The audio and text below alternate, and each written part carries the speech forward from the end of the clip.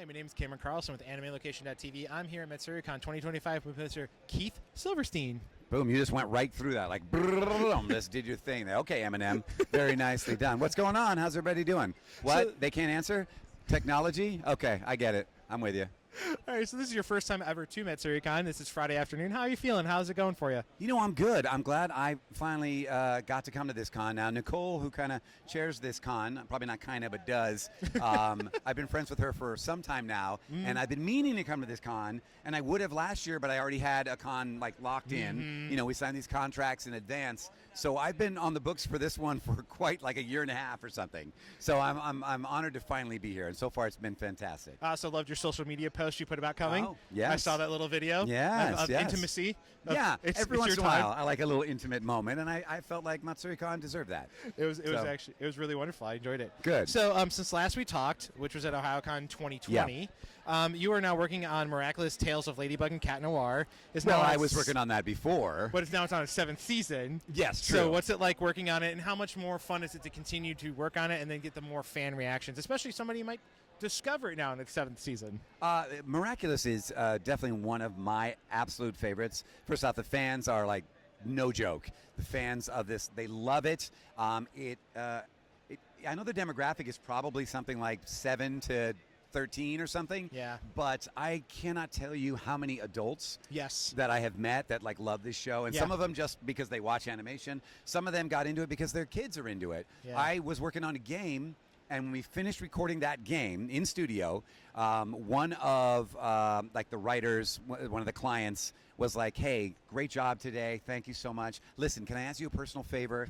I know you're on Miraculous. Would you mind recording a little something for my," and I'm like, "Your daughter?" He's like, "My wife." So I've learned it's like there's so many fans of it. I love that it's still going strong. I think that's one of the ones that's going to like last the long. Like in 20 years, if I'm still doing cons, people are going to be like, "Oh my God, Miraculous!" Like it's just not going anywhere. No, I think honestly, I have a lot of adult friends, and they love watching it, regardless if they have children or not. They love Cat Noir as well, and Ladybug. I mean, it's also a really just phenomenal cast all the way around. That's awesome. Yeah. Thank you. Yeah. Everybody does a great job on it. I agree. Yeah. So you also got to work on the crazy fun show Mashal, Magic and Muscles as Adam Jacobs. How much fun working on it, and have you heard your the Creepy Nuts opening theme song? I don't know what the Creepy Nuts opening song is. I have no idea what you're talking about, and I'm very afraid to go home and Google Creepy Nuts.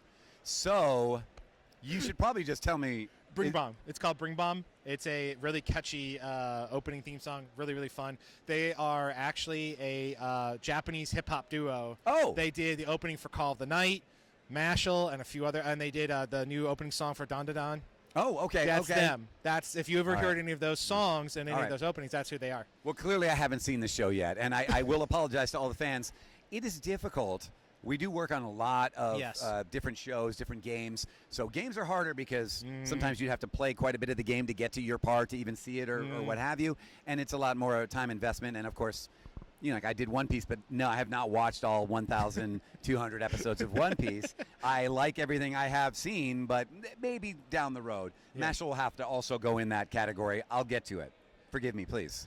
You'll have to talk to Caitlin about that one. And yeah, Alex. am I in trouble? Okay. Yeah. So sure you also provide. Hey, easy for you to say. Provide several voices for a few episodes of Delicious in Dungeons. Delicious in Dungeon. I don't. Let me see if I can remember that one. What? I mean, of course I know that one. Yes. This was a show. I was like, how did they make a show out of this? Yeah. Like it's like a cooking dungeon show. How does that work? And I started watching it. Yeah. And if I didn't just fall in love with it, like almost immediately, it is so good. It is such a great show. It lulls me into thinking my kids can see it, and then somebody gets a knife to the jugular or something happens that's very bloody. So don't be lulled into that if you have a 10-year-old at home. It's really adorable and cute until it's not. It's awesome. My favorite part is, did you learn any recipes? Oh, did I learn any recipes? Yes. There is a bugbear souffle that is unbelievable. I'm telling you, next time you're over, I'm going to make it for you. It is insane. It is so good. It's sweet but savory. I mean, I can't do it justice. Maybe Maybe I'll do a video about it, but Bugbear Souffle doesn't get any better than that. Awesome. And so another great show you happen to be part of that I have fell in love with due to the wonderful performance of Mr. Jonah Scott was that you were also in Beastars. Jonah's great in that. Yes. Also, I'd argue if I could, but I can't.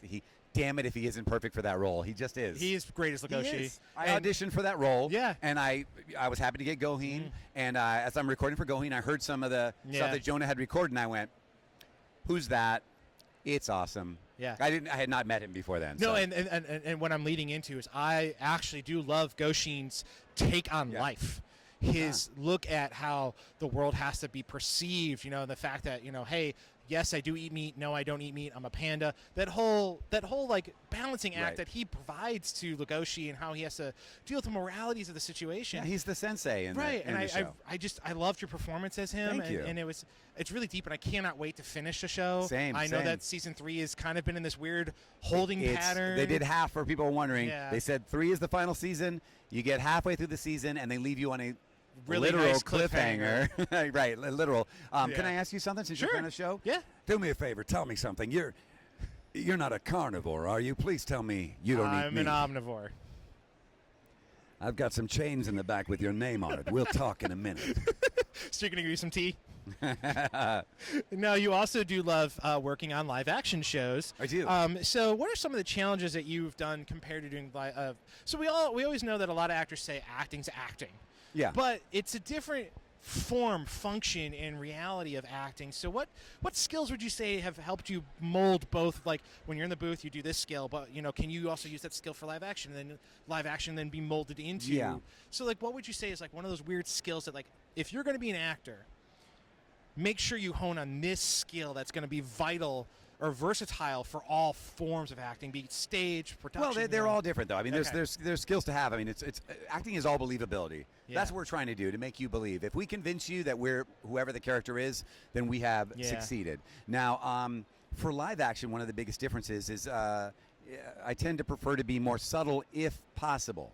So if it's a very, like an action show or something, you're giving a little less. With anime, there's like a lot of full-throated yelling and like this whole thing, and it works really, really well with the animation. But when you're doing live action, I find the bigger it is. So if I'm doing a show that has a wacky, zany, like a Disney Channel character who's really big and kind of walks like a dork and is loud and moves their mouth a lot, they're fun to play, but the lip flap will never match quite perfectly. Most people having a real dramatic scene or anything that's supposed to be realistic in any way, you go for subtlety. Right. And subtlety wins the day for live action most of the time. Right. Like I said, with exceptions. Right. When somebody's big, you have to be big because you're mirroring their big performance, even though the odds are people are going to immediately go, this is dubbed. You know what I mean? Does that make sense? Yeah. Because you have to be big like that. Right. It doesn't always translate as well. Right. If you want to fool people, it's better on the subtle characters, which is most. Which they always talk about the two sides of comedy and tragedy being the two masks of acting. And usually when most actors act, it's the thought process of falling into one of the either or. But if you're able to do both together, you're just a more well-rounded actor that gives you so much more versatile and direction. And I think a lot of actors just have to hone on that, and it's a lot of skill, time, patience, working on it. It's a craft. You guys are very much a craft-related industry that I give a lot of respect to. Oh my God, yeah, we totally deserve respect. Thanks for building me up. Man, I'm an arrogant prick now. No, this is... No, it's true, though. It's true. So this is kind of special, is that you got to work on Pluto, which was done by Dr. Tezuka. Yes. Who is seen as the godfather of anime in the Western sphere. Astro Boy, kind of coming up with his style of the big eyes, like the whole thing. And you got to work on one of his last projects being Pluto. Yeah. How was it that you're like, oh, this is his last ever official project? Well, I knew that it was based on Astro Boy. I mean, that came across right away. Yeah, right. But for me, it was the similarities. I had worked on a show called Monster years before, and there are incredible similarities in characters. Some characters have the same faces. There's a lot of similar names, like Tenma, that are throughout both. So for me, it felt like, thank God I'm working on this, because if it came out, because I'm the monster in Monster. I'm Johann Lieber, and if this had come out, thank you. You do. I've only watched a few episodes of Monster. Oh, okay. So knowing that you're Liebert, I'm like, yeah. Jesus, you are Well, you haven't seen it yet. Yeah. He's already ready to give me a good review. No, I'm just saying I've heard the few times you spoke as you that have character. heard some. Okay. And I was like, got you. He is so intense of cold, methodical, and thought processing that it's like a sociopath. He's not exactly. That's he's what not I'm a good guy. Yeah. So, anyways, but there's so many similarities in it that I think if I had seen that show up on Netflix and saw how much it had in common with Monster and was not a part of it, I mean, I think not that it would have been anybody to blame. That's how life is sometimes. Yeah. But it would have hurt me. It would have hurt my heart a little bit. So I was really honored. Like, thank God I'm here and I'm part of this. Yeah. It's a great show. It really is. All right, so finishing out the love we're giving you is there is a love theme happening here. I apologize for that. You can throw a hard question at me. So you suck in Naruto, and why is that? Okay, all right. So anyways, we always know that there's NDAs, but is there any game or show that you want to promote that's currently out that fans can check out? When is this going to air? In a couple years, so I can just say the secret stuff because no one will know. So you're not going to believe this. No, I wish I could. I can't. What is coming out? What's happening? Most of the stuff, even some trailers and things that are out now, because there's a lot of stuff I can't talk about. Listen, there's a new Sonic like Crossroads game that's coming out soon, and I'm pretty sure I saw Vector in a commercial, so that might be happening. What else? I have a great new game that I'm working on right now. I'm enjoying working on a lot. It's called Silver and Blood. Yep. I play Agaris Brynholt. If you like vampires, you're going to love this. So I would check that out. Mm-hmm. There's a bunch of stuff about to drop that, listen, I would love to tell you, but we'll just wait. There's some cool stuff coming. Oh, and I'm working on Shishiba and Sakamoto Days, which is fairly new. Yeah, I mean, it's not super, super new, but it's fairly new. Yeah. So that's one I'm enjoying working on quite a bit. So those are safe things to say, I think. All right. And then, is there any way we can follow you somewhere on the internet? Absolutely. I'm Silver Talkie on Twitter. I spend more of my time, though, on Instagram, and you can just look up Keith Silverstein. Yep. I think it's Keith Silverstein, voice artist, but I promise if you put in my name, that's all you will need. I'm on there more than any of the other things. For whatever reason, I like that one a little bit better. But, yeah, that's the best place to follow. I will keep you updated as things are dropping or if there's a trailer to share or whatever's going on. I like to let you guys know. So all right, and then come join me. Last thing is, what would you like to say to all the wonderful fans and friends that have kept up with you throughout your wonderful career?